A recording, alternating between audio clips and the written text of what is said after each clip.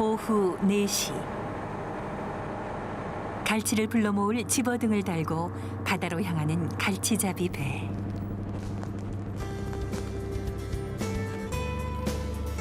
예전에는 섬 앞에서 잡았지만 지금은 뱃길을 한두 시간 달려서 제주도 연근해나 백도 근처까지 가야 한다. 조업 구역을 정하자 어부들은 먼저 물돛부터 내리는데 질긴 천으로 만든 물돛은 어부들 사이에서 물닷, 풍, 물방, 물빵 등으로 불린다. 뱃머리에서 조류 반대 방향으로 던지면 돈 역할을 하면서 배가 바람에 밀리지 않도록 하는 것이다. 그 길이만 약 20m.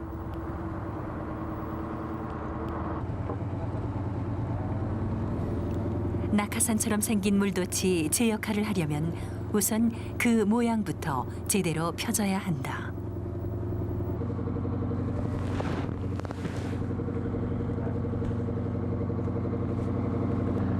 근송호 오 선장은 누구보다 물돛을 중요하게 여긴다. 갈치잡이는 물돛이 조종해주는 배 속도에 크게 영향을 받기 때문이다.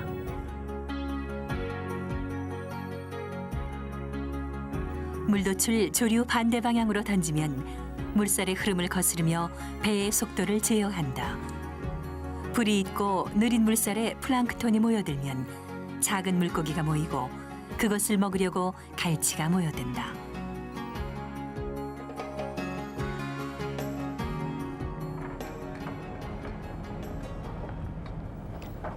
물돛이 제 역할을 하면 이제 10m가 넘는 대나무 낚싯대를 들이워야 한다. 모두 6명이 탄 근송호는 대나무 낚싯대 6개를 꽂는데 뱃머리에서부터 일정한 간격을 두고 고정시킨다.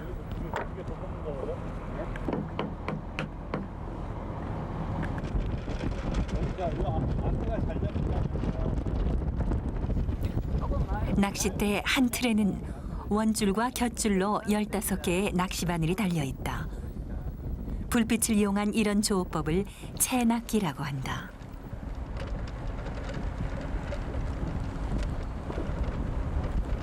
육식성으로 왕성한 식욕을 가진 갈치는 정어리, 전어, 오징어, 새우 등 닥치는 대로 먹는데 껍질이 단단한 것은 절대로 먹지 않아서 이빨을 가장 소중히 여기는 물고기로 알려져 있다. 물에서 놓으니까. 거문도에서는 미끼로 과메기나 통조림용 꽁치를 쓰는데 주로 산마라고 불린다.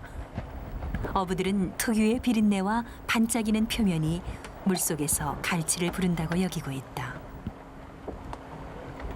한 번 추로에 사용되는 미끼 양은 20kg 정도. 대체로 7, 8만 원 정도의 비용이 드는데 어부에게는 이 비용마저 부담으로 다가온다.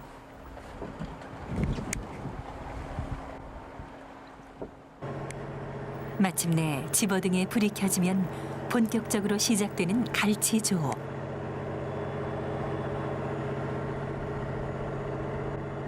미끼 손질을 마무리하려는 손놀림이 바쁘다.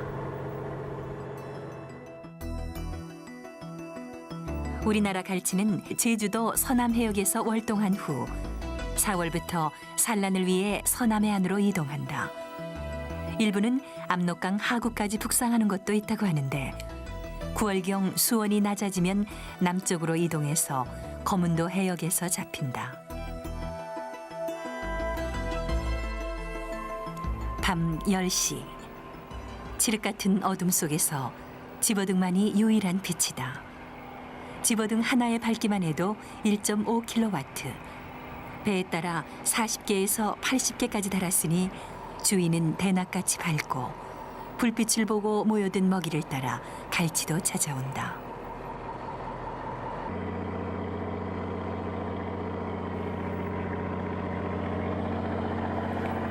각자의 위치에서 30m 정도의 원줄을 던지는 선원들. 특히 물돛과 뱃머리 사이에 갈치가 많이 몰리기 때문에 실력이 좋고 젊은 선원들은 뱃머리에 배치된다. 원줄의 팽팽함으로 갈치의 크기와 마리수를 알아채는 어부들. 이때 중요한 것은 수심 파악이다.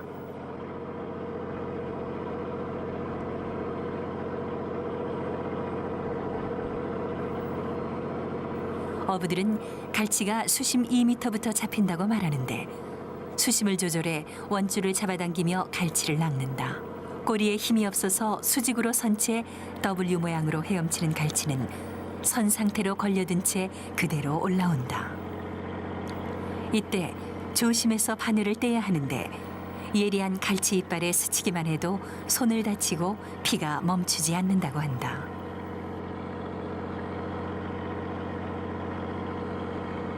갈치 어획이 썩 좋지 않자 근송호는 물돛을 올리기로 결정한다.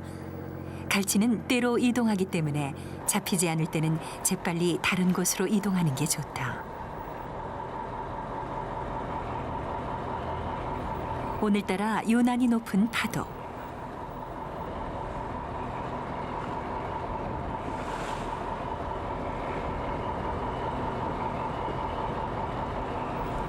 새로운 조업구역 판단은 오선장의 몫이다. 갈치의 길목을 막고 서둘러 물돛 놓을 위치를 파악하는데 갈치잡이는 물돛이 조종해주는 배 속도에 크게 영향을 받기 때문이다. 거의 한 80% 정도는 물딱 갖고 고기 잡는다 보면 됩니다. 저게 안 맞았을 경우에는 고기 잡기 힘들죠, 힘들어. 그렇죠. 네. 왜 그렇습니까? 아마도 이 술이 약간 뒤로 뻗어 선원들이 술질하기 좋은 그 각도가 있어요. 근데 아마도 저 풍이 안 맞는다 싶으면 또 앞으로 밀릴 경우도 있고. 물돛을 내리는데 길어야 10분. 이 순간이 그날의 갈치잡이를 결정한다고 보고 있다. 그런데 갈치는 언제부터 우리 식탁에 올랐을까? 삼국사기에 갈치에 관한 기록이 나온다. 신라시대에는 칼을 갈이라고 했는데 갈치라는 이름도 거기에서 나온 것으로 보인다. 정약전의 자산어보에도 띠를 닮은 물고기란 뜻의 이름 군대어의 옆에 속명 갈치어라고 적고 있다. 긴 모양과 단단한 이빨에 주목하고 있다. 서유구의 임원 경제지 속 전어지에는 갈치를 좀 더 자세하게 관찰하고 있는데 배가 고프면 제 꼬리를 잘라 먹는다고 밝힌다.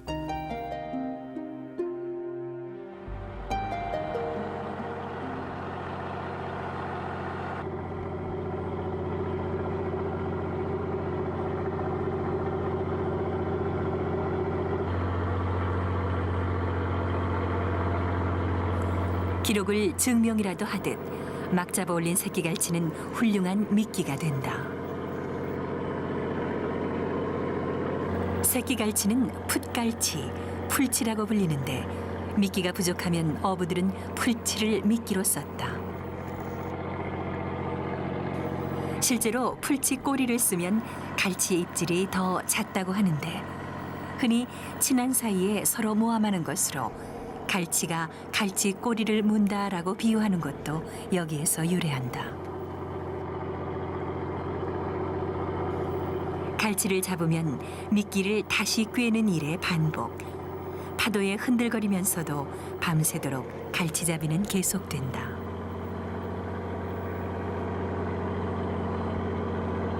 갈치잡이는 날씨만 허락한다면 매일 밤 작업할 수 있지만 사리 때는 센 물살 때문에 작업하기가 힘들어 잔잔한 조금 물때에 더 잘 잡히는 편이다.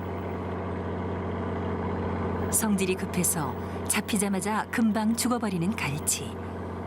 뱀처럼 생긴 모양 탓에 비록 제사상에는 오르지 못했지만 민어탕보다 생각나는 건 갈치백반이라고 할 만큼 광범위한 인기를 누렸다. 그러나 예년에 비하면 어획량도 줄고 씨알도 작아져 어부는 걱정이다.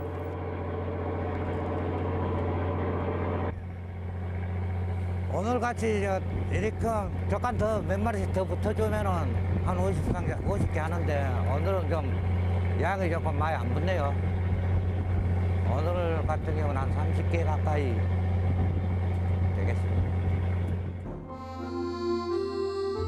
못 가겠네, 못 가겠네. 논잎 같은 갈치 뱃살 두고 나는 시집 못 가겠네.